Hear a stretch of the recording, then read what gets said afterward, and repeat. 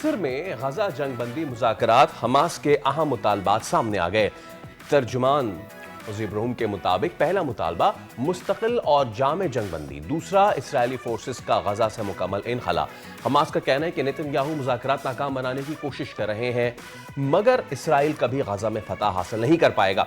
उधर अमरीकी सदर डोनाल्ड ट्रंप का कहना है कि हमास की जानिब से किसी ताखीर को बर्दाश्त नहीं किया जाएगा। हमास को तेजी से कदम उठाना होगा, वरना सब कुछ बेअसर हो जाएगा। ना हथियारों की दौड़ में शामिल हैं और ना ही कभी हकाइक से खेलने या छुपाने की कोशिश की। DGISPR lieutenant general Ahmed Sharif Chaudhary का गैर मुल्की जरीदे ब्लूमबर्ग को इंटरव्यू। कहा, हम हर किस्म की टेक्नोलॉजी के हुसूल के लिए तैयार रहते हैं। मार्का हक में पाकिस्तानी हथियारों बशमूल पाकिस्तानी अफवाज में शामिल चीनी प्लेटफॉर्म्स की मौसर कारकर्दगी की तौसीक की। हमारी फौजी तरक्याती हिकमत अमली हमेशा मौसर और कारगर प्लेटफॉर्म्स और अंदरूनी पाकिस्तानी टेक्नोलॉजी को शामिल करना रही है। ब्लूमबर्ग ने अपनी रिपोर्ट में कहा कि मार्का हक में पाकिस्तान के चीनी साख्ता J-10C ने राफेल समेत मुतादिद भारतीय फजाइया के तैयारे मार गिराए। मुस्लिम लीग नून और PP में कशीदगी और लफ्जी गोलाबारी। सीज फायर के लिए सदर मुमलिकत की कोशिशें तेज। मोहसिन नकवी को टास्क दे दिया। मुलाकात में मौजूदा सियासी सूरत हाल, सिंध और पंजाब में जारी तनाव पर तफसीली गुफ्तगू। वज़ीर दाखिला आज वज़ीर आज़म से मुलाकात करेंगे। पीपल्स पार्टी के तहफ़्फ़ुज़ात से आगाह करेंगे। सदर मुमलिकत आसिफ अली जरदारी ने PP रहनुमाओं को भी मोहतात गुफ्तगू की हिदायत कर दी। 8 अक्टूबर 2005 वो दिन जब जमीन कयामत का मंजर था। 7.6 शिद्दत का जल्जला, लम्हों में सब कुछ मलबे में बदल गया। आज़ाद कश्मीर और खैबर पख्तूनख्वा में तबाही की दास्तानें आज भी दिल दहला देती हैं। 80,000 जाने, 1.5 लाख जख्मी, हजारों घराने उजड़ गए, ख्वाब मिट गए। बालाकोट और मुजफ्फराबाद आज भी बहाली के मुंतज़िर। और हम किसी से कम नहीं। पाकिस्तान की कम उम्र तरीन ताइक्वांडो खिलाड़ी आयशा अयाज ने इंडोनेशिया में बैनुल अक़वामी मुकाबले में पाकिस्तान का नाम रोशन कर दिया। 1 सोने और चांदी का तमगा जीत लिया। बाफ़ख्र पाकिस्तानी आयशा अयाज आज होंगी दुनिया बोल है में हमारी मेहमान।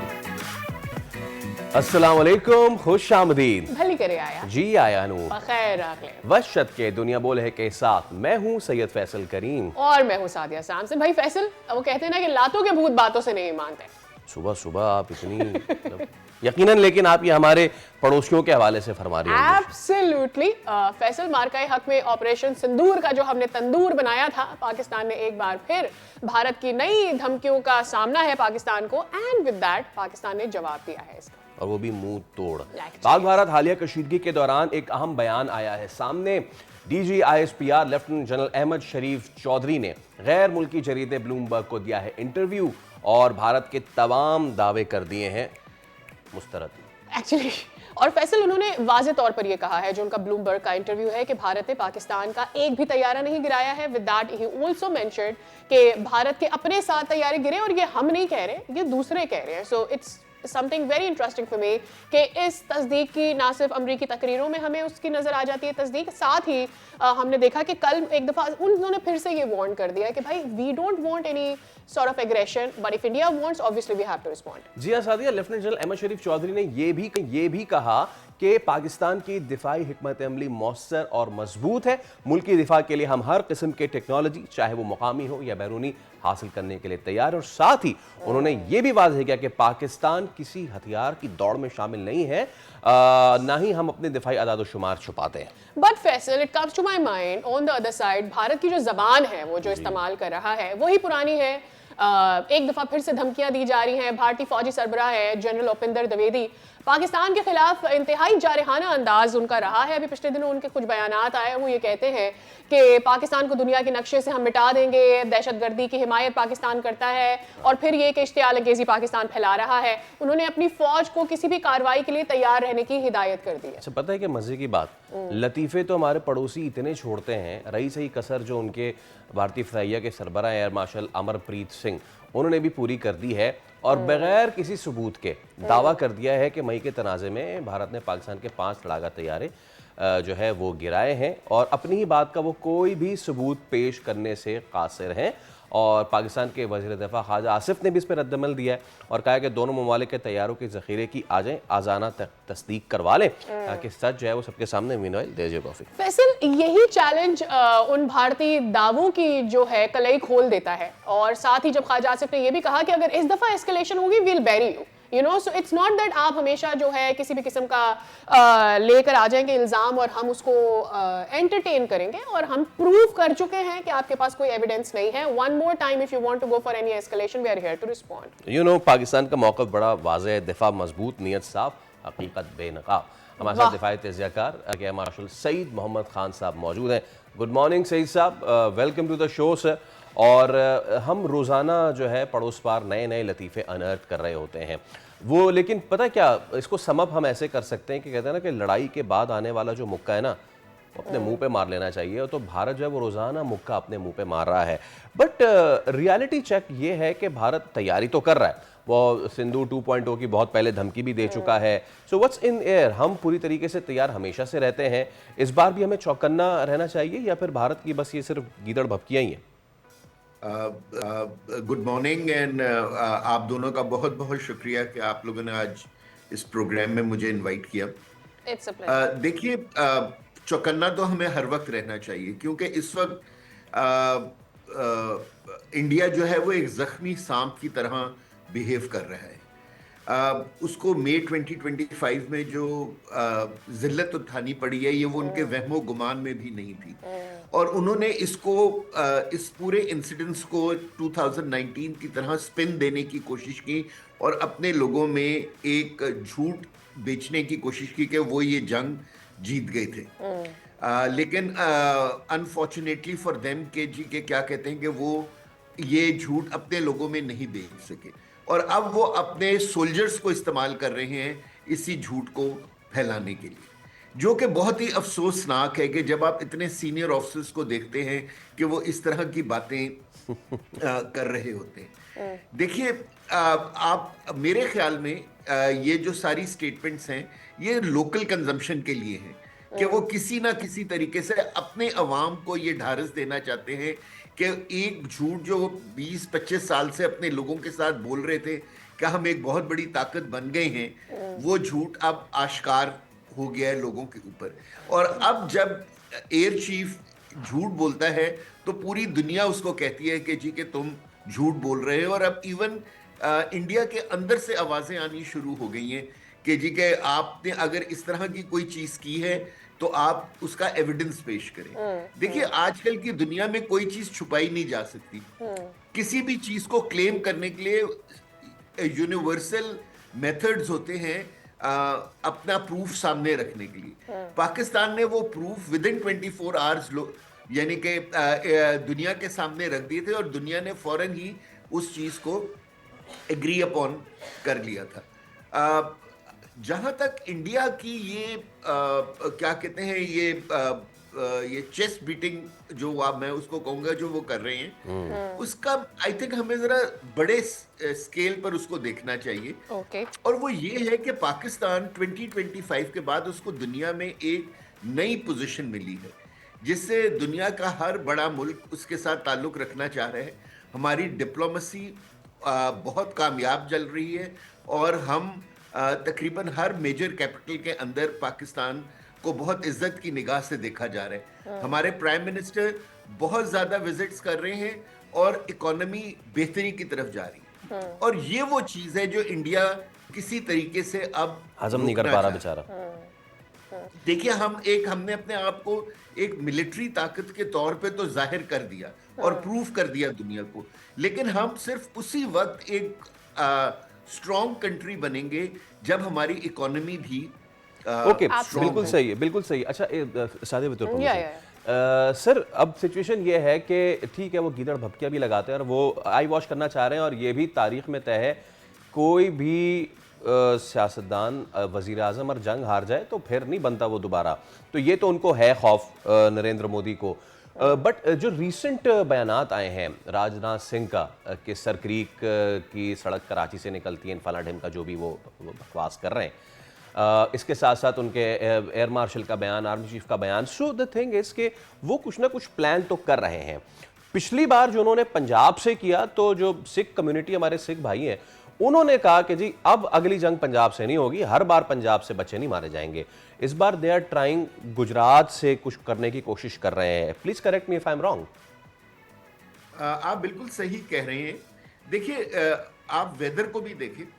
हम ऑलमोस्ट मिड अक्टूबर में पहुंच गए हैं, और अगर इंडिया बिहार इलेक्शंस के लिए कुछ करना चाहते हैं तो उसको वो एक्टिविटी एंड अक्टूबर बिगनिंग नवंबर में करनी होगी। ये वो टाइम है कि जब लैंड फोर्सेस को एक्टिवेट करना बहुत मुश्किल है। सो आइदर सिर्फ एयर ऑपरेशंस हो सकते हैं या सी ऑपरेशंस हो सकते हैं। अब जो सर क्रीक का मसला है वो पिछले 77 ईयर्स से हम दोनों ममालिक के दरमियान एक वजह तस्वीर बना हुआ है, लेकिन उधर कोई मिलिट्री एक्टिविटी हरगिज नहीं हो रही, ना ही हम वहाँ कोई डेवलपमेंट्स कर रहे हैं। और जो एक स्टेटस को है जो पिछले शिमला एग्रीमेंट के बाद से वहाँ कायम है, वो स्टेटस को कायम है। अब वो जो है सिर्फ एक बहाना कर रहे हैं, दुनिया को बताने की कोशिश कर रहे हैं कि पाकिस्तान एक इर्रिस्पॉन्सिबल स्टेट है। लेकिन देखिए, हमारे लिए ये बड़ी खुशी की बात होनी चाहिए कि दुनिया इस मरतबा उनकी बात बिल्कुल नहीं सुन रही और ना ही कोई रिएक्ट कर रहा है उनके इस तरह की इल्ज़ाम तराशी के ऊपर। तो हम लोगों को एज अ कंट्री बहुत मैच्योरली बिहेव करना चाहिए, अपने आप को कॉन्फ्लिक्ट से दूर रखना चाहिए और अपनी इकोनॉमिक ग्रोथ की तरफ हमें तवज्जो देनी चाहिए। राइट। इंडिया का हमेशा से मकसद रहा है कि पाकिस्तान को किसी भी तरह से फाइनेंशियली ड्रेन करे, और पाकिस्तान को, चाहे वो फैक्ट में पाकिस्तान के लिए ये कहना कि जी पाकिस्तान दहशतगर्द मुल्क है। अभी रिसेंटली भी उनका जो बयान आया है, उनका ये कहना है कि पाकिस्तान अगर दहशतगर्दी की स्पॉन्सरिंग नहीं बंद करेगा तो हम दोबारा अटैक करेंगे। पॉइंट इज, जिन मिलिटेंट्स का दावा करके नाम लेकर उन्होंने अटैक किया था, they have not been able to prove any funds जो पाकिस्तान की तरफ वो इशारा कर रहे हैं बार बार कि जी पाकिस्तान की तरफ से उनको ये फंड्स किए जाते हैं और फिर वो आकर इंडिया में हमले करते हैं। तो इसको आपको क्या लगता है, for the rest of 2 years और 3 years, जब तक मोदी दोबारा कोशिश करता रहेगा कि उसको हुकूमत मिल जाए किसी तरह से, we'll have to face this threat from him, or it is the constant idea of India that is changing now? नहीं, I think I will agree to your first point of view के जब तक मोदी उधर मौजूद है हमें अपने guards को अप रखना चाहिए और हमें ड्राइंग बोर्ड पे बैठा रहना चाहिए और ये सोचते रहना चाहिए कि वो कहाँ से क्या हरकत कर सकते हैं। देखिए, वो इस वक्त जो है उसने अपने बारे में और अपने मुल्क के बारे में अपने लोगों को इतने झूठ बोले थे कि अब वो उसी झूठ के गर्दाब में आ चुके हैं। और इससे पहले कि वो फेड आउट हो या वो अगले इलेक्शंस में जाए, वो ज़रूर चाहेगा कि वो कोई एक ऐसी हरकत करे, पाकिस्तान को किसी छोटे से मार्के के अंदर हराए और फिर अपने मीडिया के थ्रू उसको इतना बड़ा बना दे एज इफ उसने पाकिस्तान के जंग जीत ली है। सो हमें बिल्कुल हर वक्त अपने गार्ड्स को ऊपर रखना चाहिए और जिस डगर पे हम चल रहे हैं मेरे ख्याल में वो बिल्कुल सही है कि हम अपने आप को मिलिटरीली भी हमने स्ट्रॉन्ग रखा हुआ है। हम नए टैक्टिक्स, नए वेपन्स उनको इंडक्ट भी कर रहे हैं और उनको स्ट्रेटेजाइज भी कर रहे हैं, लेकिन हमें इंडिया से कभी गाफिल नहीं होना चाहिए। एब्सोल्युटली, क्योंकि इस वक्त इंडिया जो है वो एक बिल्कुल इमेच्योर स्टेट की तरह बिल्कुल ठीक है। सर, थोड़ा सा DGSPR के जो इंटरव्यू है गुज़िश्ता रोज़ का, उसका भी ज़रा हम कर लेते हैं। एक तरफ से हम देखते हैं कि ये बयानात हैं, यू नो व्हाट, उनको बड़े अरसे बाद याद आ रहा है, मई के बाद अब याद आ रहा है कि हमने, उनको हर महीने याद आता है कि अरे अरे हमने गिराया था, अरे अरे हमने गिराया था। एक्चुअली मेरे ख्याल में डोनाल्ड ट्रंप के जो आ जाती है ना बात की जी हाँ, साथ तैयारी कर, उसके बाद फिर उनको that's a good point clarification देने के लिए आना। दूसरी तरफ सही साहब, आप देखें कि DGSPR from the word go, from the day, from the 7th of May till now, बड़े ही इक्विवोकल, बड़े ही दो टोक अंदाज में, वाशकाफ अंदाज में पूरी दुनिया को बताते रहे हैं कि क्या क्या होता रहा है। और कोई भारत की तरह उन्होंने जो है ना वो नहीं किया कि उनको बाद में कोई चीज़ याद आई हो और उन्होंने बताई हो। जो चीज़ थी जैसी थी वो आज भी दुनिया मान रही है, जो पाकिस्तान आर्मी, जो ISPR ने कहा वो आज भी दुनिया मान रही है। तो मैं चाहूँगा उस पर भी आप प्लीज़ कॉमेंट ज़रूर करें। देखिए, पाकिस्तान और इंडिया में यही फ़र्क है और जो दिन ब दिन दुनिया पर वाजे होता चला जा रहा है।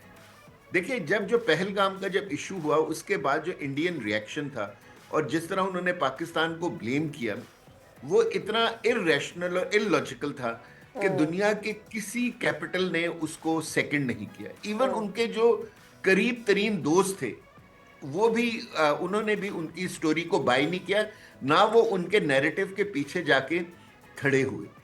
ठीक है ना। ऑन द कॉन्ट्री, पाकिस्तान ने बहुत मैच्योरली इस मसले को हल किया। हमने वो सारी वीकनेसेस जो उनके नैरेटिव में थी दुनिया को समझाई, और दुनिया ने हमारी बात को ज्यादा वजन दिया। इसीलिए आप देखें कि शशि थरूर की लीडरशिप में उनका पार्लियामेंट्री डेलीगेशन दुनिया के हर मेजर मुल्क में गया, लेकिन वहां से एक भी स्टेटमेंट पाकिस्तान के खिलाफ बाय नेम वो नहीं निकलवा सके। और जब हमारा डेलीगेशन गया बिलावल भुट्टो की लीडरशिप में, तो दुनिया के हर कैपिटल ने हमारी बात को सुना। और जो दुनिया अब ये समझ गई है कि इस इलाके में अगर पीस आना है तो वो सिर्फ उस वक्त हो सकता है कि जब सारी कंट्रीज जो हैं वो अपने आप को जंग से दूर रखें। और उसके लिए जरूरी है कि हर मुल्क जो है वो बजाय सिक्योरिटी प्रोवाइडर बनने के सिक्योरिटी स्टेबलाइजर बन जाए। यस, ठीक है। और पाकिस्तान ने ये शो किया कि हम जो हैं हम जंग को शुरू नहीं करते, हम इस इलाके में कोई गलत हरकत नहीं करते। ये इंडिया है, हमेशा इंडिया की जानिब से ये बढ़ाई एग्रेशन आता है। बहुत शुक्रिया। लेकिन अगर इंडिया की तरफ से कुछ, बहुत शुक्रिया Saeed, it was wonderful to have you on the show. और मेरे ख्याल में एक मैसेज जो कल फैसल सेंड हो गया ना कि हम किसी किस्म के वेपन के मुकाबले में नहीं खड़े हुए भारत के साथ, that's more important. But what the media is doing is not a surprise. कल तो वसीम अकरम भी चीख पड़े, उन्होंने कहा कि भाई आप कैसे किसी ऐसे बंदे के साथ मुझे डाल सकते हैं जिसके बारे में आप ये कह रहे हैं कि वो स्पाई है एंड ऑल, और आपने मेरी तस्वीर लगा दी। अपना ही बंदा पकड़ के और उस पे वसीम अकरम की तस्वीर लगा दी। दिखाएं वसीम भाई क्या कह रहे थे पंजाब बीच। So now the swing के सुल्तान को जो है इंडिया को बताना पड़ रहा है कि भाई मीडिया कैसे चलाते हैं। This is how your media is performing these days. Exactly. एक ब्रेक लेना, उसके बाद दोबारा हाजिर होंगे। Stay with us.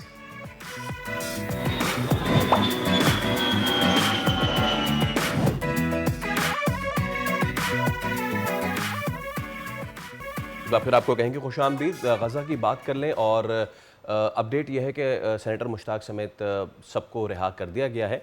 और नाउ सिचुएशन इज़ कि अब आगे क्या होने जा रहा है। मुज़ाकरात जो है सादिया कल एक पॉजिटिव नोट पे एंड हुआ, तो अब आगे क्या होने जा रहा है, this is the pertinent question. Yeah, and what are we expecting out of these positive ends that come? या हम ये कहें कि जो शुरू में हमें डर लगा हुआ था कि इसराइल विल सी कि उसका विन विन क्या है और that will in the longer run Gaza के लोगों को हर्ट करेगा। मेरे ख्याल में इसी पर मौक़िफ़ जान लेते हैं। डॉक्टर जमील अहमद खान साहब हमारे साथ मौजूद है। आप साबिक़ सफ़ीर हैं, माहिर हैं बैनुल-अक़वामी अमूर के। अस्सलाम वालेकुम डॉक्टर जमील साहब। और हमारे साथ उस्मान वड़ाई साहब भी मौजूद हैं, उनको भी शामिल गुफ्तगू करेंगे। जमील साहब, पहले आपकी तरफ आ जाते हैं। कल जो एंड हुआ था, कल जब हम मॉर्निंग शो कर रहे थे तो we were not that hopeful. Yesterday it was a nice, maybe कह लें कि अच्छा एक ज़रूर इम्पैक्ट एलिमेंट नज़र आया कल के मुज़ाकराती दौर के बाद। मैं क्या एक्सपेक्ट करूं, अब क्या होने जा रहा है? क्या हम ये सोच लें कि ये येलो लाइन से बाहर धकेल देंगे इसराइली फ़ौजियों को और वहाँ पर अमन आएगा? हमास ने यही कहा है कि जो बात हुई थी, जो बुनियादी प्रिंसिपल तय हुए थे 8 ममालिक के दरमियान और डोनाल्ड ट्रंप के दरमियान, उसमें कंप्लीट विड्रॉल थी। उसमें ये नहीं था कि पहले रेड लाइन, फिर येलो लाइन और फिर उसके बाद ग्रीन लाइन पर, और फिर ग्रीन लाइन पे पक्के। अच्छा, ग्रीन लाइन भी तो गजा के इर्द गिर्द ही है ना, तो वो उसमें चाहते थे कि बस हमेशा के लिए कायम रहे। तो इस पे डिबेट हो रही है। दरअसल 2 चीज़ों पे ज़्यादा डिबेट हो रही है और कतर ने ये पॉइंट उठाया है हमास के इस पॉइंट के बाद। हमास ने बाकी अपने तो डिमांड दे दी थी, वो तकरीबन माने गए हैं हमास की, और वो प्रिंसिपल में भी मौजूद थे। सिर्फ उसकी खदोखा करने के लिए हमास ने कहा कि हम एक्सेप्ट करते हैं। पहले ही मर्तबा हमास ने कह दिया कि ये पीस प्लान हमसे कंसल्ट किया 8 ममालिक के लोगों ने, अफराद जो नुमाइंदे हैं, और हम इसको बुनियादी तौर पर इन प्रिंसिपल एक्सेप्ट करते हैं, लेकिन हमारे ये तहफ़्फ़ुज़ात है। और तहफ़्फ़ुज़ात मैंने आपको एक तो बता दिया, कंप्लीट विड्रॉल, जो कि इजराइल के प्राइम मिनिस्टर ने 29 तारीख को ये सारा मामला, जब उससे 2 रोज़ कबल तय हो चुका था 20 पॉइंट का पीस प्लान का डोनाल्ड ट्रंप के साथ, 6 घंटे लगाए डोनाल्ड ट्रंप के वाइट हाउस में, और वहाँ टोनी ब्लेयर और जेरी कुशनर उधर बैठे थे। इजरायली लॉबी ने अपना पूरा अमल जो हमेशा दिखलाती है वो कांग्रेस में और वाइट हाउस में और बाकी जगहों पर, तो उन्होंने वो अपना ताकत दिखलाई और उसको तब्दील करा लिया। तो जाहिर है ये मखमसे में तो डोनाल्ड ट्रंप भी पड़े हुए हैं, लेकिन डोनाल्ड ट्रंप ने जो कल बयान दिया है और आपकी जो गुफ्तगू अभी मैंने सुनी इंट्रो में कि हाँ उम्मीद ज़्यादा है, और डोनाल्ड ट्रंप भी यही कह रहे हैं कि मुझे बहुत ज़्यादा उम्मीद है कि बिल्कुल ठीक है। डॉक्टर जमील साहब हमारे साथ ही रहेगा। Before coming to you Usman वराई साहब, कल सेनेटर मुश्ताक भी रिहा हुए हैं, थोड़ी सी उनको सुनाते हैं, फिर आपसे आज उन भी पे होनी मजीद है भी ना। सवाल करते हैं। उस्मान वराई साहब, आपकी नज़र से भी सेनेटर मुश्ताक का और ग्रेटा थैनबर्ग का भी बयान गुजरा होगा। मेरा सवाल ये है कि बिल्कुल ठीक है, सारे अमन माहदे होने चाहिए, सब कुछ होना चाहिए, यस सब कुछ होना चाहिए, बट ऑन दी ऑनसेट क्या हमें कोई लगानी चाहिए उम्मीद, ये जो रवैये हैं इसराइल में, ये जो रवैये हैं इस लॉबी के, जो फ्लोटेला के लोगों को उन पे कुत्ते छोड़ते हैं, उनको कैद करते हैं, 3 दिन भूखा प्यासा रखते हैं, मर्द औरत में बच्चे बच्ची में कोई इम्तियाज़ नहीं रखते, और वो तो ये कहते हैं कि जी वी आर चोजन वन, हमें मैंडेट मिला हुआ है तो हम तो ये करेंगे। सो रखनी चाहिए हमें उम्मीद। मेरे ख्याल में गिवन सर्कमस्टांसिस में अगर हम देखें तो मैं तो कॉशियस होप रखता हूँ मैं, क्योंकि जिस तरीके से बिहेव कर रहा है ये रोग स्टेट और ये रेकलेस बिहेवियर हम देख के, they are still pounding on Gaza. Donald Trump 3 दिन पहले ट्वीट करते हैं कि प्लीज इसको रोक दें अपना हमलों को, ताकि हम जो है यरगमालियों की रिहाई को यकीनी बनाएं। उसके बाद मार्को रूबियो भी इस चीज को रिट्रेट करते हैं, लेकिन उसके बावजूद हम देखते हैं they are not paying heed to that. तो मेरे ख्याल में ये 3,000 साल का कजिया ये 3 दिन में हल नहीं हो सकता। डोनाल्ड ट्रंप कह रहे हैं गेट इट डन ASAP, ये पॉसिबल ही नहीं चीज। और दूसरी तरफ क्या हमास कह रही है, हमास कह रही है नवंबर 2023 के अंदर सालसी की कोशिशें की गई और सीज फायर की, 2 हफ्ते बाद सीज फायर को वहां के ऊपर जो है उसका हमने देखा कि फॉल आउट हुआ। इसी तरीके से जनवरी के महीने में जो कोशिश की गई या सीज फायर की, 2 महीने बाद मार्च में इन्होंने वहां पे कहत की ज्यादा सूरत हाल पैदा कर दी। तो मैं तो होपफुल नहीं, ये हमास के जो नेगोशिएशन का लेवरेज है उसको डाइल्यूट करने की कोशिश कर रहे हैं ताकि एट वंस सारे यरगमाली रिहा वहां से कर दिए जाए। और दूसरा प्रॉब्लम सबसे बड़ा यहाँ पे ये है डिस्कोर्स का और ड्राफ्टिंग का। ये ड्राफ्ट जो है इंग्लिश में तैयार किया गया है, इसके अंदर सेमेंटिक्स हैं, इल डिफाइंड प्रोविजंस हैं इसके अंदर, जिसके लिए सब्सटेंशियल चेंजेस की जरूरत है। और बार बार हमास कह रहा है कि गारंटी क्या है कि ये वहां से इनखला कर जाएंगे, और क्या गारंटी है कि जंग जो है मुस्तकिल बुनियाद पे बंद होगी कि नहीं। तो डोनाल्ड ट्रंप जो है उन्हें अपने 10 अक्टूबर के नोबेल पीस प्राइज की पड़ी हुई है, जिसके अंदर वो सारी चीजों के अंदर कहते हैं मुझे डिटेल की परवाह नहीं। इसके अंदर तो एक अपना जिस तरह आप कह सकते हैं ना कि इसको डाइसेक्ट करने की जरूरत है, और ये सीरीज ऑफ नेगोशिएशन की जरूरत है। ये 2-3 दिन की मामला नहीं उस तरह से। और Hamas they have got a valid point, वो कहते हैं हम क्यों सरेंडर करें, फलस्तीनी अपना वेपन, लाइट वेपन भी इनको हैंड ओवर क्यों करें ताकि बाहर की फोर्सेस आके यहाँ के ऊपर कब्जा करें। और दूसरा ट्रांजिशनल जो अथॉरिटी है उसको डी फैक्टो गवर्नर जनरल, जो टर्मिनोलॉजी चेक करें यहाँ पर, जिस तरीके से कोई कॉलोनियल एक पैराडाइम के अंदर होती है, कि वो आ जाए। और दूसरा ये पीस का जो बोर्ड बनाना चाह रहा है डोनाल्ड ट्रंप उसको करे। ये सारा वही मंसूबा है रिवेरिया का, जिसके अंदर ये हाई राइज स्काईलाइन खड़ी करना चाहते हैं, जिसको जेरेड अच्छा, कुशनर डील करना चाहते हैं। तो इसको ठीक लिखने वाले जो हैं उनकी बदनीयती जो है वो मेरे ख्याल में it's very much on the wall. ठीक है। उस्मान साहब हमारे साथ ही मौजूद रहिएगा। जमील साहब, एक तो पॉइंट जो उस्मान साहब वाला है वो एक कहीं ना कहीं at the back of my mind, I also have this in mind. कल भी मेरे जहन में ये बात आ रही थी कि इसकी गारंटी कौन देगा, जो रिवर ऑफ द ईस्ट की पहले बात की जा रही थी उस तरफ दोबारा इसराइल नहीं आएगा। दूसरी बात ये है कि इससे पहले भी वो जो फ़लस्तीनी लोग हैं उनकी जगह लेते रहे हैं, तो अब क्या नहीं लेंगे? वो ज़ायनिस्ट जो ये कहते रहे हैं कि जी इंटरनेशनल लॉ हम पर अप्लाई ही नहीं होता बिकॉज हम चोजन वन हैं, इसको कौन गारंटी करेगा? जी हाँ, आपने इंटरनेशनल लॉ की बात की, आपने बात की कि रिवायरा ऑफ मिडल ईस्ट की बात की। तो इंटरनेशनल लॉ की तो कभी भी इसराइल ने पासदारी नहीं की है। इंटरनेशनल लॉ जब से इसराइल बना है, जितने सिक्योरिटी काउंसिल के रेजोल्यूशन पास हुए हैं, और सबसे अहम और कलीदी जो है 2 है सिक्योरिटी काउंसिल रेजोल्यूशन, जिसमें 1967 में जितनी ज़मीनें मज़ीद कब्जा की थी उसको वापस करके अपनी बाउंड्री पे आना था। यहाँ तो कब्जा फिर कब्जा, उसमें मजीद कब्जा और अब गजा पे कब्जा। तो यही प्लान है। लेकिन देखिए इसको थोड़ा सा रैशनल तरीके से कर लेना।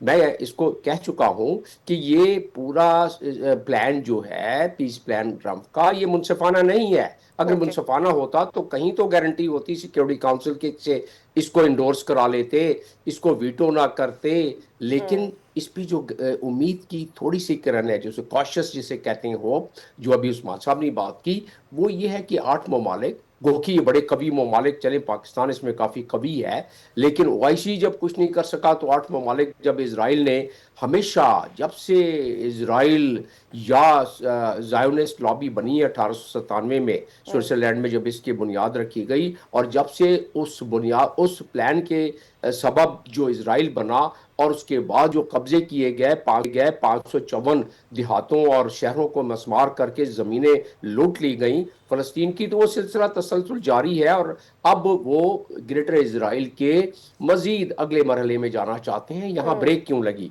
ये भी ज़रा जानना और ये फ़लसफ़ा और इस लॉजिक को समझना ज़रूरी है। ब्रेक इसलिए लगी, नंबर 1 कि डोनाल्ड ट्रंप दुनिया में एक दाई चाहते हैं कि उनको माना जाए, वो अमन के 7 जंगों की बार बार वो मिसाल देते हैं, जो हकीकत काफ़ी हद तक हकीकत है। दूसरी चीज़, जो अमेरिका में इस वक्त प्रेशर पड़ रहा है, लोग निकल रहे हैं बाहर समुद्र की तरह, और जो वेस्ट में एम्स्टर्डम की आबादी देखें और 10 लाख आदमी देखें, तो ये तमाम के तमाम सरबराहान तमाम शहरों में जो वेस्टर्न कंट्रीज हैं, वहां काफी इनके मुतजलजल होते जा रही हैं कुर्सियां, तो उसका प्रेशर इजराइल पे पड़ रहा है। प्रेशर इजराइल पे तो पड़ रहा है, बट लेट्स सी डॉक्टर साहब के अब ये प्रेशर रियलिस्टिक होता है नहीं। तो thank you so much doctor Jameel Ahmed Khan sahab और उस्मान जबराई साहब, बहुत शुक्रिया। वेल विद दैट हम एक ब्रेक लेते हैं, उसके बाद दोबारा हाजिर होंगे। Stay with us.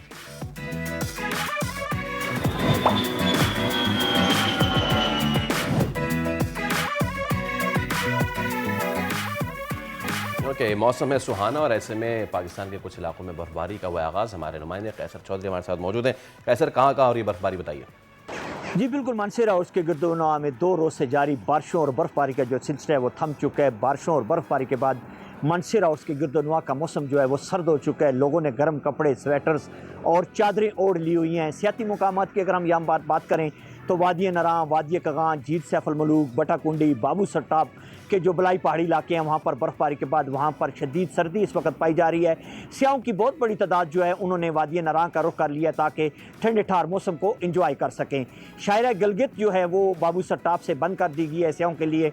Deputy commissioner Mansehra का कहना है कि कोई भी नाखुशगवार वाक़या ना पेश आ सके, क्योंकि इस वक्त तक बाबू सट्टाप के ऊपर जो है 1 फुट तक जो है बर्फ जो है। बाबू सर जब बंद हो जाए तो इसका मतलब ये है कि फिर बर्फबारी है जोबन पे। इसी के साथ ले रहे एक ब्रेक, हमारे साथ रहिए।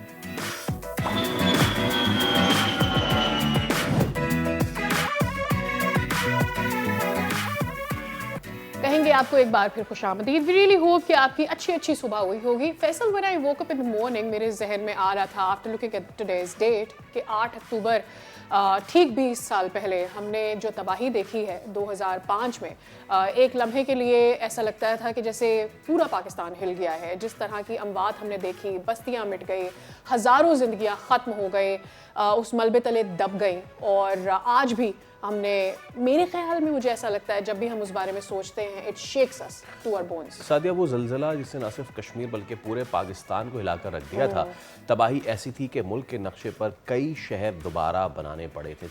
उस वक्त वादा ये किया गया था कि हम सीखेंगे, बेहतर बनेंगे, मजबूत बनेंगे, लेकिन सवाल यह है कि क्या हमने वाकई कुछ सीखा है? Absolutely, this was the point. क्योंकि फैसल, इन 20 सालों में सिर्फ जलजिले नहीं आए हैं, सैलाब आए हैं, खुश्क साली हमने देखी है, हीट वेव्स हैं, शहर सांस रोक दी गई। हमें मतलब लगा कि ऐसी कहानियां हमने विटनेस की हैं फैसल, कि हम हैरान जाते हैं। और जब हम कैलकुलेट करने आते हैं कि हमने कितना नुकसान उठाया है, and it's yet standing there, हमने ऐसा लगता है जैसे कुछ नहीं सीखा है अपनी गलतियों से। एब्सोल्युटली। और सिर्फ एक बयान के हम तहकीकात करें। आज हमारा सवाल ये है कि 20 साल में 20 बड़े वाक़यात हुए।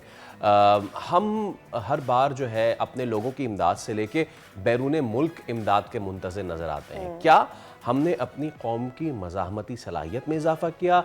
शदीद मौसमी असरात जैसे कि तूफ़ान, सैलाब या खुश्क साली के बावजूद खुद को संभालना सिखाया अपने लोगों को। एग्जैक्टली और नुकसान से बहाली हो गए। बुनियादी निज़ाम को कायम रखना क्या हमने अपने लोगों को सिखाया है? और फिर at the end of the day Faisal, हम हमेशा ये कहते हैं कि लोग करें, अवाम करें, वो सीखें, but has our governments over the time उन्होंने सीखा है कि ये जो एक नया नॉर्म है पाकिस्तान में, इस तरह के नेचुरल डिजास्टर्स आना, उनके बाद हमने क्या करना है, किस तरह से अपनी रीमेकिंग करनी है, क्या हमने ये सीखा है या नहीं? That's a question still. और क्या हमने वो जो जिसको हम कहते हैं ना अंग्रेजी में, हम चीज़ें बहुत सस्टेनेबल डेवलपमेंट, सस्टेनेबल रेजिलियंस, भाई वो अब हकीकत का रूप धारने के कगार पे, अगर इसको नहीं किया तो हम यही करेंगे। हर साल कोई ना कोई सैलाब या तबाही आएगी, कोई ज़लज़ला आएगा, हर साल हम इमदाद के मुंतज़िर रहेंगे और हर साल हम यही कहेंगे इतने खुदा न खास्ता इतने मर गए, इतने घर टूट गए, अब हम उनको घर बना के देंगे।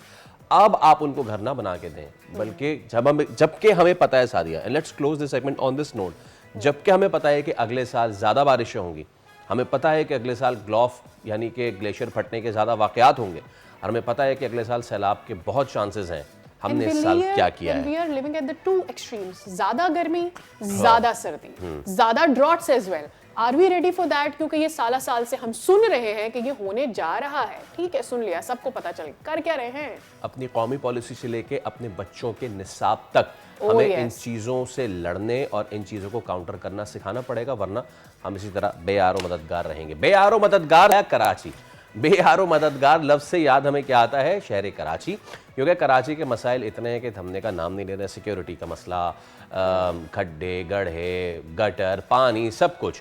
और पहले हम सुनते थे कि जी भत्ता की पर्चे मौसूल हो रही हैं, फिर एक बीच में, और इसको हमें एतराफ़ कर लेना चाहिए कि सिक्योरिटी दारों की इंटरवेंशन के बाद बहुत चीज़ें तब्दील हुई, बहुत चीज़ें बदली, लेकिन अब ये चीज़ दोबारा से सर उठा रही साथी। बिल्कुल, और इसी पर मारूफ ताजिर रहनुमा अतीक मीर ने अपने एक बयान में ये कहा है और गम और गुस्से का भी इजहार किया। उन्होंने कहा कि जिस तरह गोलियां भत्ते की पर्ची में लिपटी हुई मिलती थी, वो दौर दोबारा वापस आ गया है, विच इज़ वेरी अलार्मिंग। हमारी ताजिरों से बात होती है, डिफरेंट लोगों से बात होती है, वो यही कहते हैं कि ठीक है, हम अपनी इकॉनमी को बेहतर करना चाहते हैं, लेकिन इकॉनमी को बेहतर करने से पहले जो सोशल सिक्योरिटी है उसकी जिम्मेदारी कौन लेने जा रहा है इस मुल्क में? हर कोई सीसीटीवी कैमरास, अपने खुद ही के गार्ड रख कर अपनी जो दुकान है उसको बचाने की कोशिश करता है, लेकिन एक हो आता है और सब कुछ लेकर चला जाता है। अगर हम दोबारा से वो पर्चियों वाली फुटेज अगर दोबारा से चलाएं तो पता चल जाएगा कि चीज़ें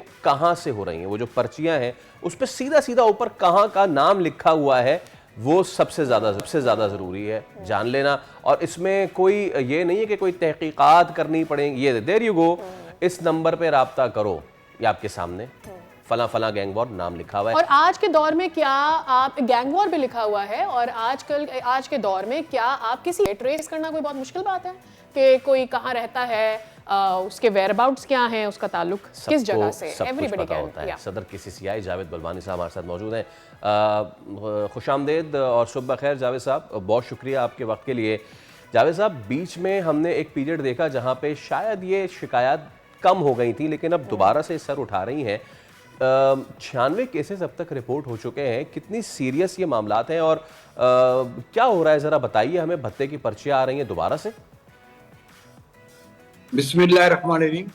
देखिए, ये कंप्लेन पिछले 1 से 1.5 महीने से शुरू हुई है और हमारे पास कंप्लेन आती रही, और हम आगे जो है तमाम जितनी भी सिक्योरिटी एजेंसीज हैं उनको फॉरवर्ड करते रहे, उनसे मीटिंगें भी की, उन्होंने कुछ एक्शन भी किया, उस एक्शन के कोई रिजल्ट्स अखबार में भी नजर आए हैं। फिर हमारी कंप्लेन और मजीद बढ़ती गई, तो हमने इनको कहा कि भाई तो कंप्लेनें बढ़ती जा रही हैं, तो हमें इन्होंने कहा कि आप एक सर्कुलर करें अपने मेंबर्स को, ये सब लोग CCTV कैमरे लगाएं। और हमने सर्कुलर किया, और सर्कुलर जो है वो सोशल मीडिया में भी बहुत चला।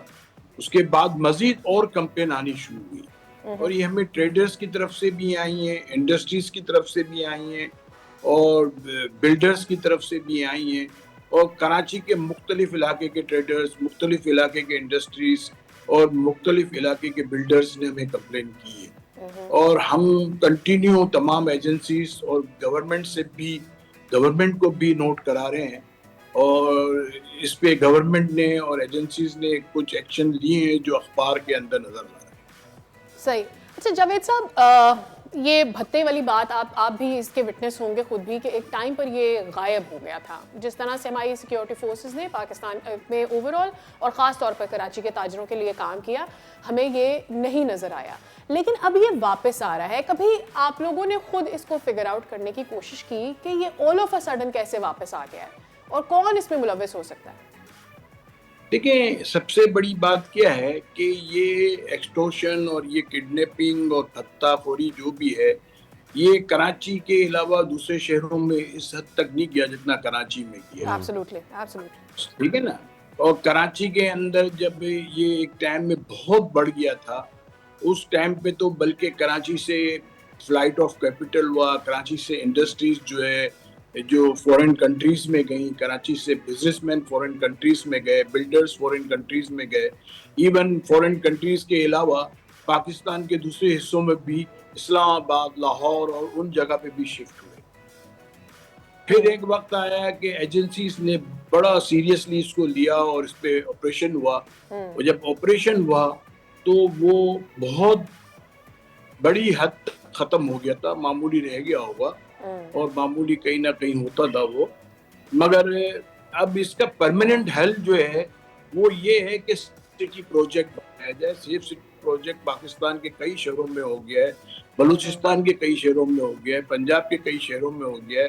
हालांकि कराची में सबसे पहले करना चाहिए था, क्योंकि कराची के अंदर सबसे बड़ा प्रॉब्लम है जी। अगर सेफ सिटी प्रोजेक्ट अगर हो जाएगा तो उसके मल्टीपल बेनिफिट होंगे। उसके मल्टीपल बेनिफिट से मतलब ये है कि आपको हर जगह की सड़कें नजर आएंगी, हर जगह का ट्रैफिक नजर आएगा, आप लॉ एंड ऑर्डर कंट्रोल कर सकोगे, आप पुलिस के चालान जो। हाँ जावेद साहब, हमने भी मुतादिद प्रोग्राम्स किए जिसमें हमने जो हुक्काम हैं, कंसर्न अथॉरिटीज, उनसे पूछा कि कराची में कब आएगा सेफ सिटी, तो हमें कहते बस अब आ रहा है, अभी देखिएगा आ रहा है। आप लोगों को क्या कहते हैं, कोई टाइम फ्रेम देते हैं कि अब आ रहा है कि तब आ रहा है? कोयटा में बनाते, माजरत के साथ आप छोड़ें पाकिस्तान, अफगानिस्तान में काबुल शहर में सेफ सिटी बना के फाल कर दिया है ना, तो आप लोगों को क्या बताया जाता है कि कब आएगा? ये तो हुक्मरानों की नीयत पर डिपेंड करता है। अगर नीयत हो तो ये फौरन 2-3 महीने में भी हो सकता है।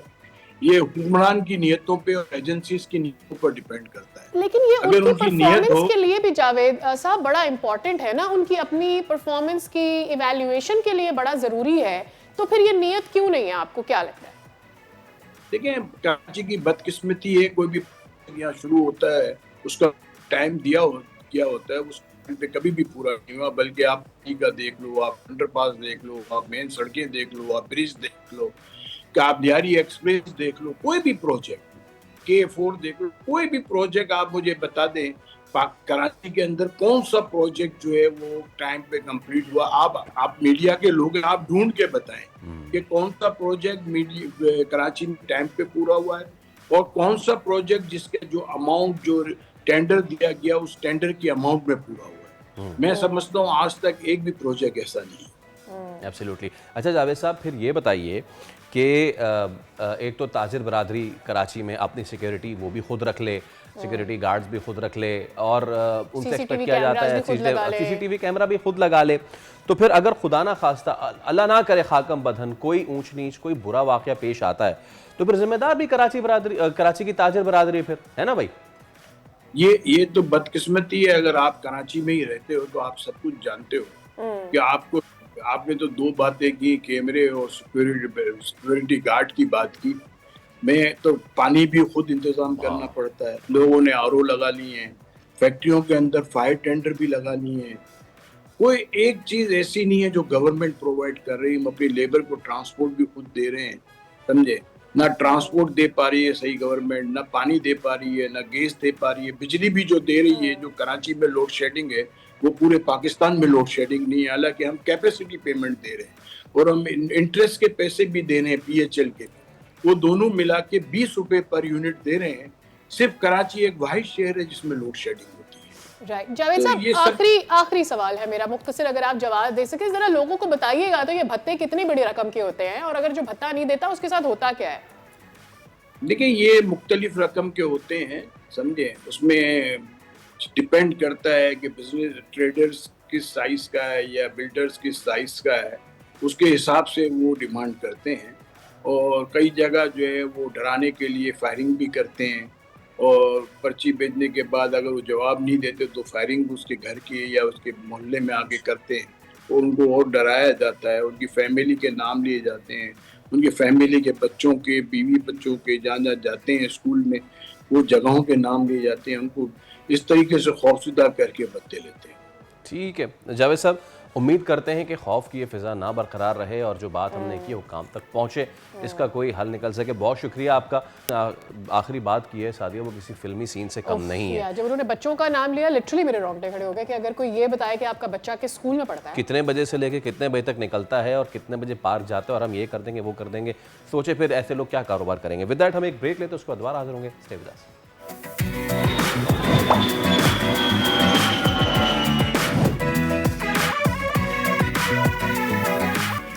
Well it's about the time कि हम आपकी करवाएं मुलाकात दुनिया बोल है में एक ऐसी अचीवर से जिससे ना सिर्फ आपको मिलकर खुशी होगी but actually it will set a new motivation in your life. I am talking about Ayesha. Who is she? Pakistan की कम उम्र तरीन ताइक्वांडो खिलाड़ी आयशा अयाज, जिन्होंने इंडोनेशिया में जो मुनक्किद की गई थी बैनुल-अक़वामी मुकाबले, उसमें ना सिर्फ शानदार परफॉर्मेंस दिखाई बल्कि वहाँ पर उन्होंने एक सोने और एक चांदी का तमगा अपने नाम किया। आयशा अयाज हमारे साथ मौजूद है। आयशा अस्सलाम वालेकुम, बहुत बहुत मुबारक, बहुत बहुत मुबारक आपको। How is the feeling? एक गोल्ड और अरे वाह, आपने तो मेडल्स भी लगाए हुए हैं, ज़बरदस्त। बताएं कैसी रही आपकी जर्नी और कैसा महसूस कर रही हैं मेडल्स जीत के? वालेकुम अस्सलाम, मैं बिल्कुल ठीक हूँ। आप कैसे? और सबसे पहले तो मैं आपका बहुत ज़्यादा शुक्रिया अदा करती हूँ। ठीक है, हम भी ठीक हैं Ayesha. It's wonderful to have you on the show. ज़रा बताइएगा हमें अपने ये ताइक्वांडो के गोल्ड मेडल की कहानी, कैसा था, हरीफ कौन थी आपकी और ये एक्सपीरियंस कैसा था आपके लिए? मैं 3.5 साल से ताइक्वांडो गेम में सीख किया, अपने वालिद के साथ सीखी। मैं उनकी पहली बेटी थी, तो मैंने 3.5 साल से ताइक्वांडो सीख किया है। और मैं अभी तक बहुत सारे कंट्रीज में गई, तो मेरे पास जैसे 4 गोल्ड मेडल है, जिसमें एक गोल्ड दुबई में मैंने जीता है, एक थाईलैंड में, एक मलेशिया में और एक इंडोनेशिया में। और इंडोनेशिया में मेरा बहुत टफ मुकाबला था, मलेशिया के साथ, फिलिपाइन के साथ और इंडोनेशिया के साथ फाइनल था। तो बहुत जबरदस्त मुकाबला था और मैंने वो जीत कर पाकिस्तान का नाम दोबारा रोशन किया। आयशा आपकी फ़्लाइट भी है तो हम आपका ज़्यादा वक्त नहीं लेंगे, बट ये बताइए कि यहाँ आपका किन किन ममालिक से मुकाबला हुआ, किस किस को आपने हराया और कंपटीशन कैसा था? मेरा मुकाबला जो था वो जापान, फिलिपाइन और मलेशिया के साथ था। ज़बरदस्त। राइट, और अभी कहाँ के लिए रवानगी हो रही है आपकी? Where are you at? क्या होने जा रहा है? What are your plans for future as well? अभी हम एयरपोर्ट में है, दूसरे शहर के लिए रवाना हैं। अच्छा, और मैं आपसे ये जानना चाहूँगा, जापान वाली जो हरीफ थी वो कैसी थी, कितनी तगड़ी थी और आपने उसको भी हरा दिया? बहुत ज्यादा टॉप फाइट था यहाँ पर। इंडोनेशिया में जो मेरा टॉप फाइट हुआ वो कभी नहीं हुआ। यहाँ पे बहुत ज्यादा टॉप फाइट है, जापान वाले भी बहुत तेज थी और ये और खिलाड़ियाँ भी बहुत तेज थी, लेकिन अल्लाह के करम और फजल से मैंने जीत कर पाकिस्तान का नाम रोशन किया और गोल्ड मेडल जीता। Thank you so much Ayesha, it was wonderful to have you. Have a safe journey. भी आपके अगले जितने भी पड़ाव हैं उसमें आप और ज़्यादा अच्छा कर सकें। इतनी अच्छी बात है ना सादिया। अगेन जब भी ताइक्वांडो की या फिजिकल कॉन्टैक्ट स्पोर्ट की बात होती है, हम क्या बात करते हैं, यार रिसोर्सेज नहीं है, तो आयशा के पास भी रिसोर्सेज नहीं होंगे ना, लेकिन इन अगेन बार बार हम वही बात करते हैं, कम रिसोर्सेज के साथ अगर आपके बच्चे आपको जापान को हरा रहे हैं, and just name them, Lyari से लेके लोरलाई तक, आपके खैबर से लेके गिलगित तक, इतना टैलेंट आ रहा है। और ये कोई छोटा स्पोर्ट नहीं है, मनी मिंटिंग स्पोर्ट है। जब आप एमएमए की, ताइक्वांडो की इसकी बात करते हैं, बात सारी वही है कि हम इसको कैसे देख रहे हैं। साथ ही हम अपने डोमेस्टिक जो होते हैं कंपटीशन, उसको टेलीवाइज तक तो करते नहीं है, फिर हम कैसे एक्सपेक्ट करते हैं कि क्रिकेट के अलावा हम किसी और चीज़ पे फोकस करें। लेकिन फैसल, हम क्रिकेट को भी जितना ज़्यादा टीवी पर दिखा रहे थे, अगर मैं डोमेस्टिक गेम्स की बात करूं, अब तो हम क्रिकेट को भी नहीं वो इंपॉर्टेंस दे रहे, हॉकी को भी वो इंपॉर्टेंस नहीं दे रहे, फुटबॉल में हमारे लड़के और बच्चियां दोनों ही बहुत अच्छा कर रहे हैं, उनको भी इंपॉर्टेंस नहीं दे रहे, स्क्वॉश को आप नहीं दिखा रहे जो इवेंट्स हो रहे हैं। सो यू नो, कम से कम उनको टेलीवाइज करें, उनको एडवर्टाइज करें, ताकि स्पॉन्सर्स उन्हें देख सकें, उन तक रीच कर सकें। All right. अच्छा, अब जनाब एक और खबर, और वो ये कि हम सारे तो डरे हुए थे कि एआई जो है वो हमारी जॉब्स ले लेगा, एआई एंकर बैठ जाएगा, खबरें पढ़ेगा, प्रोग्राम करेगा। Yeah. लेकिन अब ये खतरा जो है वो आगे बढ़ता जा रहा है और ये खतरा अब फिल्म नगरी में भी दाखिल हो गया है। वो ऐसे कि एआई, हॉलीवुड की पहली अदाकारा की आमद जो है वो हो चुकी है एआई में, एआई की तनाजुर में। There you go. अगर आप समझ रहे हैं कि ये हसीन खूबसूरत हसीना जो है वो रियल वुमेन है, तो ऐसा नहीं है। ऐसा नहीं है। ऐसा इसलिए नहीं है क्योंकि एआई ने एंट्री मार दी है और अब अच्छा, ये जो कैरेक्टर है इनका नाम रेड कार्पेट भी पे चली है। क्या बात है। चलिए, ये रेड कार्पेट पे गई, इनसे किसी की मुलाकात नहीं हुई क्योंकि उस रेड कार्पेट में एआई थी और कोई इनके साथ नहीं था। अच्छा, अब जो सवाल पैदा होता है वो ये कि ऑब्वियसली जहां पर आप एआई से कोई भी एक्टर या एक्ट्रेस या कोई मूवी क्रिएट कर लेते हैं तो उससे बहुत सारे लोगों की जॉब्स जाती हैं। वो जो पूरा इसका गेटअप देख रहा है इस एक्ट्रेस का, वो एक एक्ट्रेस की अपनी जॉब, उसका script, everything, location, all the things, ये इसमें सबकी जॉब्स जो हैं वो खतरे में पड़ती है। तो टिली का ये जो कैरेक्टर था इसको परसीव अच्छे से नहीं किया गया दुनिया भर में, खास तौर पर हॉलीवुड पर इस पे बहुत तनकीद हुई है। एंड आई रिमेंबर जब फर्स्ट ये आइडिया फ्लोट किया गया था, यहाँ पे लोगों ने, एब्सोल्युटली, और जब फर्स्ट ये आइडिया लाया गया था कि जी एआई से आप स्क्रिप्ट लिखवा सकते हैं, एआई से ही आप जो है वो एक्टर्स और एक्ट्रेस का काम करवा सकते हैं, तो उस वक्त भी बहुत इस पर तनकीद का निशाना बनाया गया, इस पर प्रोटेस्ट भी हुआ है और लोगों ने ये बोला कि आप इस तरह से नहीं कर सकते हैं और ये नहीं होना चाहिए। But yet it has been initiated. Here we have a character of Tilly जिनके साथ एक मूवी बन चुकी है। एब्सोल्युटली। हमारे साथ कामरान जावेद मौजूद हैं। कामरान भाई, अस्सलाम वालेकुम, गुड मॉर्निंग एंड बहुत शुक्रिया आपके वक्त के लिए। तो कामरान भाई, थैंक यू फैसल। फिल्म नगरी में थरथल्ली मच गई है क्या? है फिल्म नगरी में थरथल्ली मची है क्या? Is it a real threat? नहीं, चले ऐसा कुछ भी नहीं। No not at all. The thing is कि अगर आप देखें कि लास्ट ईयर 2023 बल्कि इनफैक्ट एक हॉलीवुड की गिल्ड है जो कहलाती है SAG AFTRA, screen actors guild and actor, जो कनाडा का इनका वो होता है पार्टनर गिल्ड।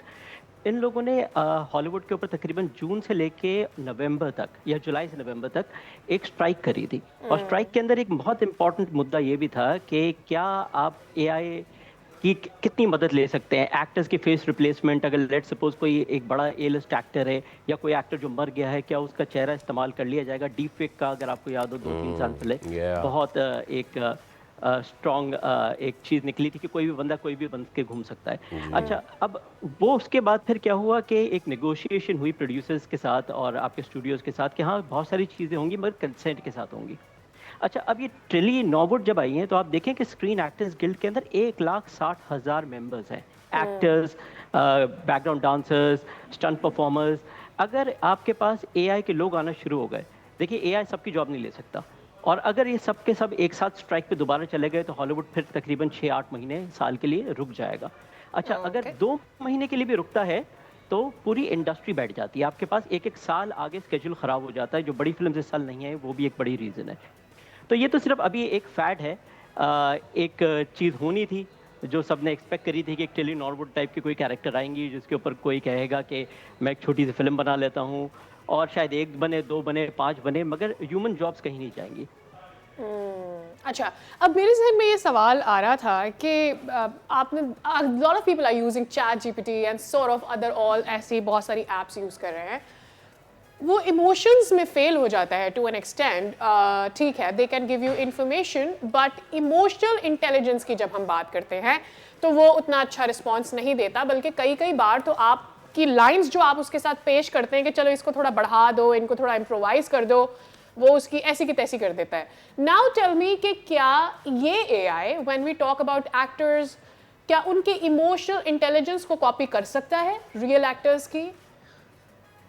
देखिए, आपने एक बहुत अच्छा अल्फाज इस्तेमाल करा, कॉपी, क्योंकि इस वक्त जो चैट जीपीटीज, गूगल जेमिनी, सही है, आप बाकी डीप सीक और भी बहुत सारे स्पेसिफिकली इमेज जनरेशन, जो जनरेटिव एआई बन रहा है, ये सब जिसके पीछे जो क्या कहते हैं टेक्नोलॉजी है एआई की, वो कोई प्रॉपर एआई नहीं है। Yeah. उसको कहलाती है, ये टेक्नोलॉजी कहलाती है LLMs, लार्ज लैंग्वेज मॉडल्स। तो लार्ज लैंग्वेज मॉडल्स क्या करती हैं कि वो प्रिडिक्ट करती हैं कि पहले आपने 2 से 3 अल्फाज बनाए, वो उसने डेटाबेस देखे और उसने कड़ी बना दी चौथे पांचवे की। इसलिए वो जो इमोशनल इंटेलिजेंस होता है वो नहीं मिलता। यही प्रॉब्लम इस वक्त आपके पास ये जो जनरेटिव एआई है, जिसके अंदर नानो बनाना हो गया गूगल जेमिनी का, या और भी बहुत सारे तरीके हो गए, ये वो नहीं कर पा रहा। ये आपके लिए इमेज मैनिपुलेशन के अंदर बहुत अच्छा है। मुझे शाहरुख खान के सामने खड़ा कर देगा, शाहरुख खान और मैं कंधे पे हाथ डाल के चले जाएंगे कहीं, मगर इसके अलावा कुछ नहीं हो सकता। तो जो आप परफॉर्मेंस के अंदर नुआंस की बात कर रहे हैं वो अभी नहीं होगा, मगर हाँ अगला स्टेप बहुत ही करीब है। I think around in the next year or year and a half आपके पास परफॉर्मेंस भी अच्छी इमोटिव परफॉर्मेंस आ जाएगी, उसके ऊपर काम हो रहा है। तो डरने की तो बात है, मगर आई थिंक अब अभी नहीं। प्रॉपर रूल्स रेगुलेशंस आने की ज़रूरत है जो ये काम को रोके, जो एआई का काम और जिसकी वजह से हज़ारों लाखों जॉब्स जो परेशानी के अंदर आ गई हैं, जिनको काम नहीं मिल रहा, उसको क्या कहते हैं कोई तरीके से एटलीस्ट रोका ना जाए, तो कम से कम कोई बैरियर बन जाए कि इतना काम एआई कर सकता है, इतना ह्यूमन हैंड्स ही करें।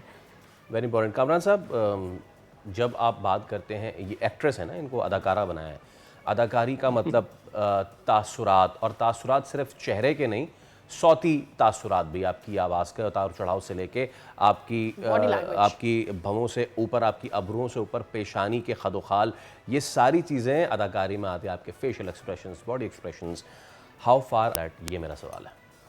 तो जनरेटिव एआई की बात कर रहे हैं, और जनरेटिव एआई के अंदर म्यूजिक भी आता है। तो एक ऐप है एआई की सुनो के नाम से, और वो कोई भी टाइप का किसी भी इमोशन टाइप को कैप्चर करके किसी भी थीम के अंदर बहुत अच्छा गाना बनाती है। इतना अच्छा बनाती है कि पहली दफा मैंने देखा तो I have used that app. Yeah. Okay, fine. So you're on the AI bandwagon then. Yeah. She is. So please continue. Yes, you were saying. Yes. हाँ जी, तो उस सुनो के अंदर यही था कि उसने इमोशन भी टैप कर लिया, म्यूजिक को भी टैप कर लिया। अच्छा, अब आप साथ साथ जाएं तो और भी चीज़ें आ रही हैं, जैसे 11 लैब्स के नाम से एक प्लेटफॉर्म है, वो आपकी स्पीच रिकग्निशन को बहुत अच्छे तरीके से उसके पैटर्न को रिकग्नाइज करके ऐसे कर लेता है जैसे कि मैं ही अपनी जनरेटिव एआई से चेहरा बना लूं और 11 लैब्स मेरी आवाज़ एग्जैक्टली इसी नुआंस के साथ उतार ले। तो ये मिमिक करने में तो बहुत अच्छा है। अब सिर्फ ये बात आ जाती है कि ये मिमिक्री कितनी हद तक आगे जा सकती है। I think it's dangerously close in the next year or year and half, unless and until some good measures are taken कि उसको कर्व करा जाए, रोका जाए। Right, but do you think कि somebody is going to stop it? For how long इसको resist कर सकेंगे? Eventually जब जहाँ पर cost effectiveness आ जाती है, nobody really looks at कि इससे कितने लोगों की नौकरियाँ जा रही हैं। अच्छा, ये बहुत अच्छा सवाल है। देखिए, कॉस्ट इफेक्टिवनेस की जो आप बात कर रहे हैं सही है। एक जनरेटिव इमेज जो बनती है उसके ऊपर कितना कंप्यूटिंग पावर इस्तेमाल होता है, कितना डैम और रिजर्वोयर का पानी इस्तेमाल होता है जस्ट टू कूल डाउन दो सर्वर्स। तो अब आप सोचें कि लाखों करोड़ों लोग एक साथ तस्वीरें बना रहे हैं आपकी ऐप्स के अंदर। अगर आप देखें, चाहे वो व्हाट्सएप ही क्यों ना हो, चाहे आपके पास क्या कहते हैं गूगल ही क्यों ना हो, कितने हद तक का एनवायरनमेंट डैमेज भी हो रहा है। तो जाहिर बात है it is harmful for the environment as well. बात ये आ जाती है कि देखिए, रुकेगा तो नहीं, सही है ना। जो एक चीज़ आ जाती है, इंसान को एक ईज़ ऑफ यूज़ मिल जाता है, उस ईज़ ऑफ यूज़ के साथ चला जाता है आदमी, फिर वो उसके ऊपर डिपेंडेंट हो जाता है। I think that is one of the most important thing that we as people should realise कि हमें डिपेंडेंसी अपनी ख़त्म करनी है इन ऐप्स पे। ये हमारे ऊपर एक खुद हमारे ऊपर चेक एंड बैलेंस लगना चाहिए एज अ ह्यूमन बीइंग, क्योंकि हमारी डिपेंडेंसी अगर आगे बढ़ जाती है तो बंदा कहता है अच्छा यार, पहले मैं 10 कदम चल के जाता था कोई चीज़ लाने के अंदर, अब मैं शायद बाइक स्टार्ट करके चला जाऊं, तो मेरी पैरों की भी एक्सरसाइज नहीं है, मेरी कमर की एक्सरसाइज भी नहीं है, और एक चीज़ से मैं ट्यून आउट ही होता जा रहा हूँ। जब मेरे बच्चे भी वो करना शुरू होंगे तो फिर इसका मतलब है कि एक जनरेशन को आप फिर एक ऐसी एक्ट के लिए आदी कर रहे हैं, एक ऐसे एक्शन के लिए आदी कर रहे हैं जो उसके लिए सेहत वाइज भी ख़राब है। तो एनवायरनमेंट, सेहत, हर चीज़ है, माइंडसेट है। अगर आपको याद हो, एक फिल्म आई थी वॉली के नाम से एनिमेटेड, जिसके अंदर वॉली दुनिया के अंदर एक रॉबर्ट अकेला होता है जो सफाई कर रहा होता है। Oh, yes. मगर जब वो वापस जाता है स्पेसशिप के अंदर तो वहाँ देखता है कि सब मोटे मोटे लोग बैठे हुए हैं, क्योंकि उन लोगों ने अपनी ज़िंदगी बैठ के बटन दबाने के ऊपर पुश कर ली थी। हमें इस फ्यूचर से बचना चाहिए, क्योंकि ये फ्यूचर अगर पहले 500 साल दूर था तो शायद अब 200 साल दूर होगा। ये भी सोचना है। Absolutely. नहीं, आप तो वॉली की बात कर रहे हैं, मैंने तो वो देखी हुई है टर्मिनेटर, मैं तो उस फ्यूचर से बचने की कोशिश कर रहा हूँ। बहुत शुक्रिया कामरान जावेद साहब, होपफुली टर्मिनेटर वाले मामला था। Thank you so much for your time, it was a wonderful time having you. Okay, हम we are going to the closing, but before end हम क्या करने जा रहे हैं? Tell me, what are we doing? Are we showing something? Yes, I think Pakistan और south Africa का जो टेस्ट मैच शुरू होने वाला है, साउथ अफ्रीका की टीम जो है वो अब पाकिस्तान पहुंच गई है, गुज़िश्ता रात पहुंची है। और कप्तान जो हैं उन्होंने ये कहा है कि जी हमने प्रेटोरिया में कोशिश की थी कि हम जो है वो स्पिन विकेटों पे सिमुलेशन बना के उस पर कर सके। तो अगली टीम जो है ना पूरी तैयार होके आ रही है। राइट, हम कितना तैयार हैं? हमने कहाँ पे प्रैक्टिस की थी इन स्पिन विकेट्स के लिए? Have we prepared? हमें जरूरत थोड़ी है, हमारे पास साजिद खान है, बस नौवान, देयर यू गो। क्या हमारे पास बैटर्स हैं? अब जरा देख लें आप, डर का माहौल आप देख लें, रबाडा, एडन मार्करम, तो ये आप सारे साउथ अफ्रीकी बड़े खिलाड़ी भी लाएं, और साथ में यूथ का ब्लेंड जो है ना साउथ अफ्रीकन टीम का वो बड़ा ज़बरदस्त है। कुछ ही देर में आप डिजोजी भी देखेंगे, और उसके साथ साथ केशव महाराज भी हैं, और स्पिन अटैक अच्छा लेकर आ रहा है साउथ अफ्रीका। तो it's going to be a good contest. चले जनाब, इसी के साथ अब आपसे इजाज़त लेने का वक्त हो चाहता है। मुलाकात होगी कल, रखें अपना ख्याल, अल्लाह हाफिज़।